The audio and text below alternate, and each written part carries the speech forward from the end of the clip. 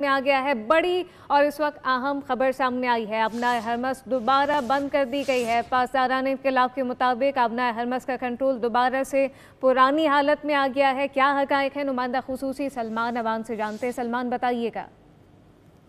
सूरत हाल के ईरान का मौक़िफ़ जो है वो मशरिक़ वस्ता में क़याम अमन के लिए कुछ ज़्यादा अच्छा तो नहीं है, लेकिन ईरान का मौक़िफ़ यही है कि अमेरिका की जानिब से जो कमिटमेंट्स की जाती हैं, जो वादे किए जाते हैं, उनके ऊपर पूरा नहीं उतरा जाता। क्योंकि ईरान की जानिब से जब आपने देखा कि आपने हुर्मुज़ खोलने का ऐलान किया गया, तो उसके बाद सदर ट्रंप का ये कहना था कि जो नेवल ब्लॉकेड है ईरान का, वो बरकरार रहेगा। गालिबन ये मामला और सदर ट्रंप के कुछ दावे जो हैं वो ईरान को पसंद नहीं आए, क्योंकि ईरानी पार्लियामेंट के स्पीकर का भी आपने बयान देखा था कि उसमें भी कहा गया था कि ईरान के कमिटमेंट के बावजूद सदर ट्रंप की जानिब से झूठ बोला गया। तो एक तरफ आप देखें कि क़याम की कोशिशें जारी है, लेकिन दूसरी जानिब दोनों फरीकों के दरमियान जो मामला है बद-एतमादी का, ये एक दूसरे पर एतमाद ना करने का, उसका ये नतीजा है। और बाज़ाब्ता तौर पर ईरान की जो IRGC हैं या पासदारान इनकलाब हैं, उनकी जानिब से ये स्टेटमेंट सामने आई है, जिसमें उनका कहना है कि ये मामला अब एक बार फिर पहले वाली पोजीशन पर चला गया है और ईरान की जानिब से आपने हुर्मुज़ जो है वो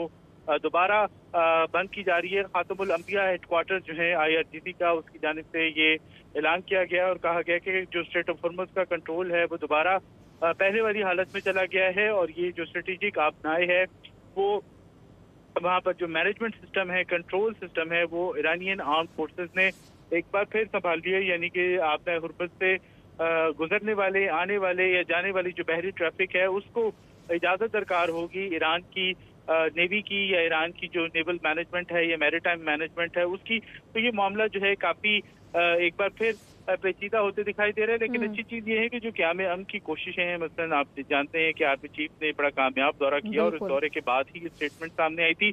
लेकिन ये पाकिस्तान की कोशिशें अब भी जारी हैं, चाहे अंतालिया डिप्लोमेसी फोरम हो, चाहे आर्मी चीफ का दौरा ईरान हो, हर तरफ से पाकिस्तान की अब भी कोशिश है कि ये मामला हल किया जाए।